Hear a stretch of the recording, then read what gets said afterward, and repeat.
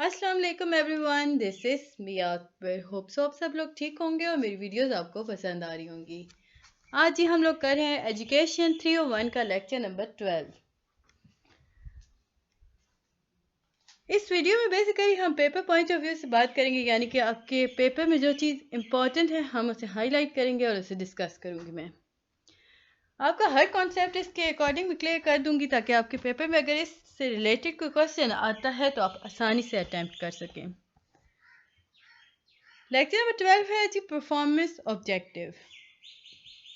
इस लेक्चर में हम लोग अगर बात करें ना तो इस लेक्चर के एंड पर हमें पता चल जाएगा कि मेजरेबल और नॉन मेजरेबल ऑब्जेक्टिव क्या हैं, परफॉर्मेंस ऑब्जेक्टिव क्या हैं।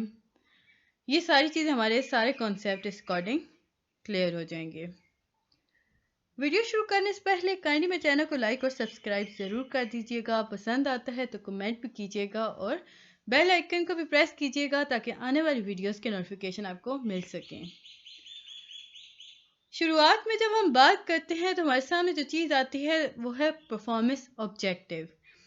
अब जब हम ऑब्जेक्टिव की बात कर रहे हैं ना तो ये हम लोग मतलब टीचर के अकॉर्डिंग बात करेंगे। ऑब्जेक्टिव और intent of teaching. The purpose of objective is to communicate the exact intent of lesson. अगर हम बात करते हैं ना ऑब्जेक्ट की तो हमारे पास आता है कि ऑब्जेक्टिव जो होता है वो टीचिंग से रिलेटेड होता है। जो पर्पस होता है ना ऑब्जेक्टिव का वो कम्युनिकेट करता है कि बताता है कि आज के लेसन में हम क्या पढ़ेंगे। जैसे कि मैंने आपको शुरुआत में बताया कि इस लेक्चर के एंड पर आप मेजरेबल और नॉन मेजरेबल ऑब्जेक्टिव पता चल जाएंगे आपको, आप डिफरेंशिएट कर सकेंगे आसानी से। तो ये आपका इंटेंट था और ये मैंने आपको बताया कि ये आज हम पढ़ने वाले हैं। तो ऑब्जेक्टिव के अंदर आता है जी यही exact intent of lesson. Performance objective है क्या? What is performance objective? ये प्रिसाइज स्टेटमेंट होती हैं कि हम जो स्टूडेंट्स को बताते हैं कि हम एग्जैक्टली उनसे क्या चाह रहे हैं। अब जब मैं बात करती हूँ प्रिसाइज स्टेटमेंट की तो प्रिसाइज स्टेटमेंट का मतलब होता है एग्जैक्ट स्टेटमेंट, जो कि टीचर बताती है स्टूडेंट को कि उसने क्या करना है। परफॉर्मेंस ऑब्जेक्टिव जो होती हैं उनकी तीन कंडीशंस होती हैं, या यूँ समझ लें कि उसके तीन करैक्टरिस्टिक्स होते हैं। फर्स्ट वन है जी परफॉर्मेंस, सेकंड वन है कंडीशन, थर्ड वन है क्राइटेरियन मेजर। अब ये जो तीन हमारे पास करैक्टरिस्टिक्स थे, तीन एलिमेंट्स थे, इन्हें हम वन बाय वन डिस्कस कर लेते हैं। परफॉर्मेंस, परफॉर्मेंस क्या है? Like this is the statement of an observable behavior or performance on the part of the learner. They are started with action verb. अब कहा ये जा रहा है कि ये वो चीज़ होती है जिससे मतलब ये वो स्टेटमेंट होती है जिसके अंदर हम देखते हैं कि स्टूडेंट ने कैसे बिहेव किया, उसकी परफॉर्मेंस कैसी थी, आया उसे ये चीज़ समझ आई या नहीं। तो ये सारी जो स्टेटमेंट हम लिखते हैं इसे हम परफॉर्मेंस कहते हैं, रिटन स्टेटमेंट। इसमें आपके एक्शन वर्ड्स आ जाते हैं, एक्शन वर्ब आ जाते हैं।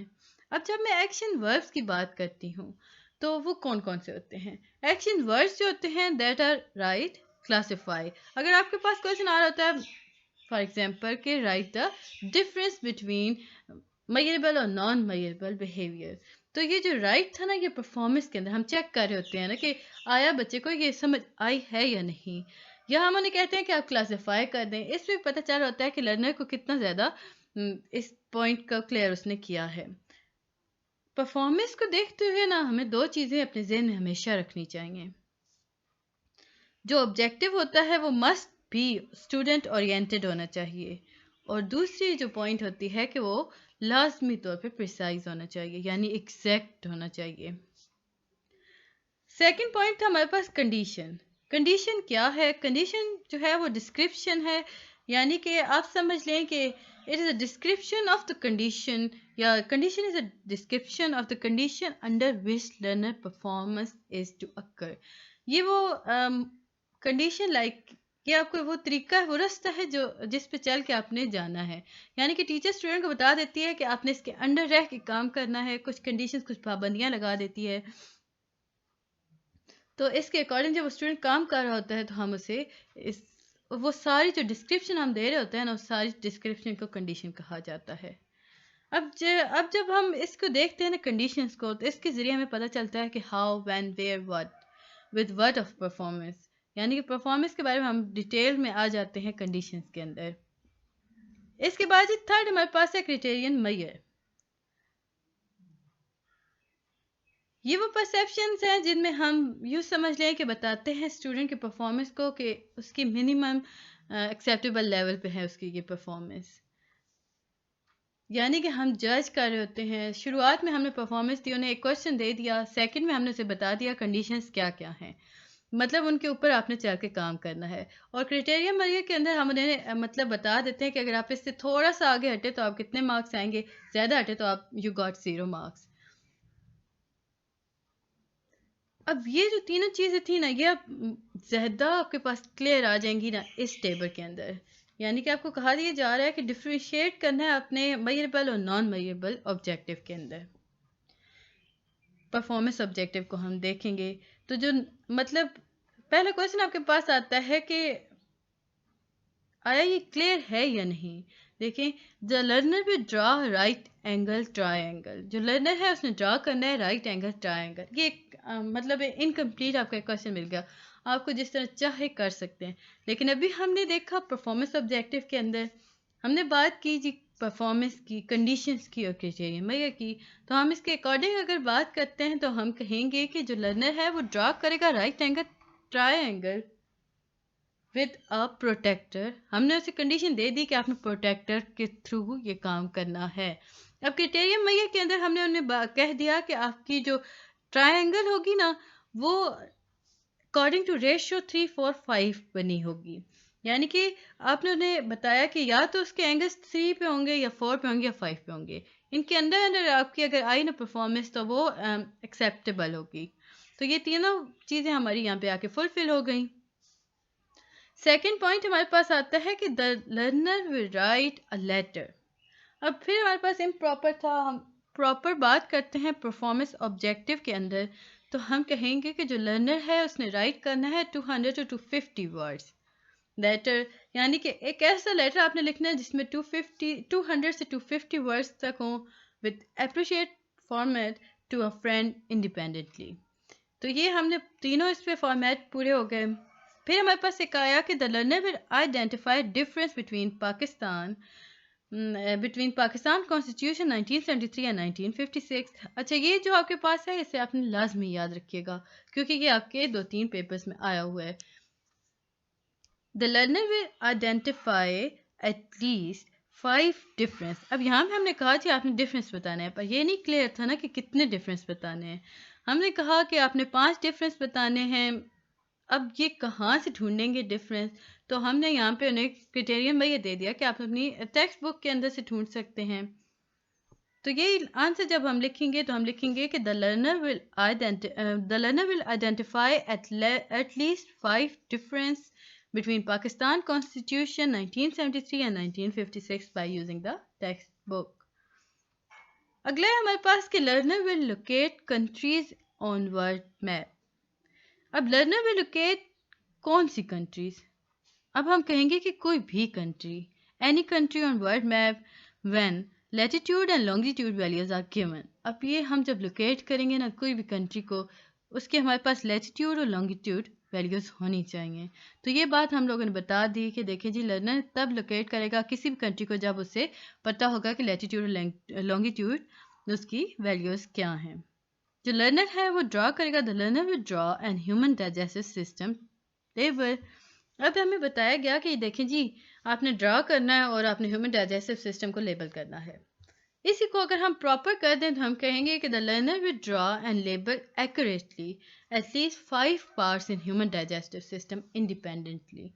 پراپر ہمارے پاس ایک آ گئی، اس میں ہماری تینوں فیزز آ گئی، یعنی کہ پرفارمنس بھی آ گئی، کنڈیشن بھی آ گئی اور کرائٹیریا بھی آ گیا. اس کے بعد ہی ہم بات کرتے ہیں لمیٹیشن آف پرفارمنس آبجیکٹیو کی. آبجیکٹیو جو ہیں وہ لمیٹڈ پرپس ہوتا ہے ان کے اندر. They are only a mean to an end and not an themselves. یعنی کہ آبجیکٹیو لمیٹڈ پرپس ہوتا ہے، ان کے اندر جو مطلب ہوتا ہے وہ ایک پراپر ورڈنگ کے ساتھ ہوتا ہے. اب ہم دیکھتے ہیں جی assumptions کیا ہیں. آپ کے پاس آ سکتا ہے کوشچن رائٹ اینی 3 assumption یا 2 assumptions about performance objective. تو آپ پہلے لکھیں گے مطلب یہ وہ خیالات ہیں جو کہ لوگوں کے اکثر دماغ میں ہوتے ہیں. لوگ سوچتے ہیں کہ لرننگ جو ہے وہ ہمارے بیہیویئر کو چینج کر سکتی ہے. یہاں پہ ایک اور چیز ان کے ایگزمپشن کے اندر ہمیں پتہ چلتا ہے کہ جو پرفارمنس آبجیکٹو ہے نا اس کا سیکنڈ نیم بیہیویئر آبجیکٹو رکھا جاتا ہے. جب ہم کسی پرفارمنس آبجیکٹو کے بارے میں لکھ رہے ہوتے ہیں نا تو ہم ایکشنز کو یوز کر رہے ہوتے ہیں، ایکشنز ورڈ کو یوز کر رہے ہوتے ہیں، وہ ایکشن ورڈ جو ایگزیکٹلی شو کرتے ہیں بیہیویئر. جب ہم دیکھتے ہیں لرننگ کے اندر مطلب بیہیویئر فارم کے اندر لرننگ کو دیکھتے ہیں تو ہمیں پتہ چلتا ہے کہ لرننگ کبھی بھی چینج نہیں کر سکتی بیہیویئر. یہ ایک assumption ہے. صرف علم رکھنا آپ کی تبدیلیاں نہیں لاتا آپ کے بیہیویئر کے اندر، آپ کی زندگی کے اندر. علم رکھیں، اس پہ عمل کریں تو آپ کے اندر چینجز آ سکتی ہیں. Learning can be measured. Second assumption ہمارے پاس کیا آئی؟ لرننگ کو میئر کیا جا سکتا ہے. جب ہم پرفارمنس رائٹنگ کی بات کر رہے ہیں نا، ہم بات کر رہے ہیں جی پرفارمنس آبجیکٹو کو رائٹ کرنے کی، تو ہم فوکس کرتے ہیں ایکشن ورڈز پر. کیوں؟ کیونکہ دیکھیں ہم ایگزیکٹلی میئر کر رہے ہوتے ہیں نا کہ لرننگ ٹیک پلیس ہو رہی ہے یا نہیں. ہم لوگ سوچتے ہیں کہ جی دیکھیں جی لرننگ تو can be measured. For example اگر ایک اسٹوڈنٹ ہے وہ سن رہا ہے کسی بھی اچھی ڈسکشن کو بٹ اسے اس کا ایک سنگل ورڈ بھی سمجھ نہیں آ رہا ہے تو اس کا یہ مطلب تو نہیں ہوا نا کہ اس نے میئر کیا لرننگ کو. جب ہم ٹیچنگ کے اکارڈنگ بات کرتے ہیں نا تو بہت ضروری ہو جاتا ہے کہ آپ پرفارمنس آبجیکٹو کو لکھیں. To write performance object. آج اگر آپ دیکھتے ہیں جو بہترین ٹیچرز ہوتے ہیں وہ اپنے پوائنٹس کلیئر رکھتے ہیں، اپنی ایک الگ نوٹ بک پہ لے کے رکھتے ہیں کہ آج ہم مطلب اس کلاس کو ہم نے یہ چیز پڑھانی ہے اور اس کے اکارڈنگ کنسیپٹ کلیئر کرنا ہے. اس کے بعد ہے جی observe learning outcomes is directly link to the teaching strategy, the content اور میڈیا یوز. یہاں پہ ہم ازیوم کرتے ہیں کہ اسٹوڈنٹ جو کچھ پڑھ رہا ہے نا یہ پورا پورا ڈیپینڈ کرتا ہے ٹیچرز کی ٹیچنگ پر. یعنی کہ اس نے جتنا علم حاصل کیا ہے اس کی سارا بیس اس کی ٹیچر پر ہوتا ہے کہ آیا وہ کیسے پڑھا رہا ہے. جو کانٹینٹ اسے پڑھایا جاتا ہے، جو ریسورسز یوز کی جا رہی ہوتی ہیں، ٹیچنگ اسٹریٹجیز، اس سارے پہ ڈیولپ ہو رہا ہے. یہ زیوم ہوتا ہے. ہم ٹوٹلی ڈینائی کر دیتے ہیں دوسرے فیکٹرز کو کہ کیا پرائر نالج تھی اسٹوڈنٹ کو آیا اس بارے میں پتہ تھا یا نہیں. مطلب ہم نہیں دیکھتے کہ اسٹوڈنٹ کا بیک گراؤنڈ کیا ہے، اس کے سبلنگ کتنے ہیں. مطلب ہر چیز ہم اسٹوڈنٹ کے بارے میں نہیں سوچ رہے ہوتے. بس یہ کہتے ہیں کہ اسٹوڈنٹ ٹیچر کے سامنے آیا تو اب یہ ٹیچر کی رسپانسبلٹی ہے کہ جو کچھ وہ پڑھائے کہ اسے سمجھ آتا ہے یا نہیں. تو یہ بھی ہمارے پاس ایک assumptions تھی. اس کے بعد ہی ہم کیریکولم الائنمنٹ کی طرف چلتے ہیں. 4 اسٹیپس ہیں جی ٹیلر ماڈل آف کیریکولم کے اندر، جس کے اندر ہمارے پاس فرسٹ آتا ہے what is the purpose of education, which educational experience will attain the purpose. Third one ہے how can these experience can be effectively organise.